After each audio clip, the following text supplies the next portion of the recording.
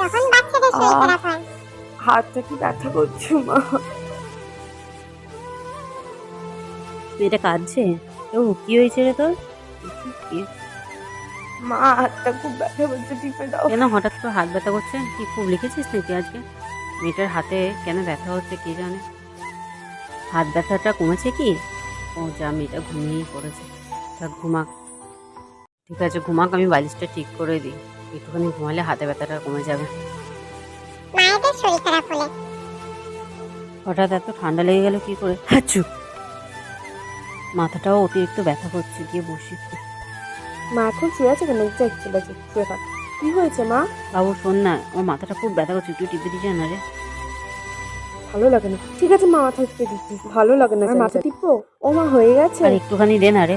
মা হাতটা ব্যথা করছে। আচ্ছা ঠিক আছে, তুই যা। ঠিক আছে মা, চলে যাচ্ছি। মাথাটা কেন হঠাৎ করে এত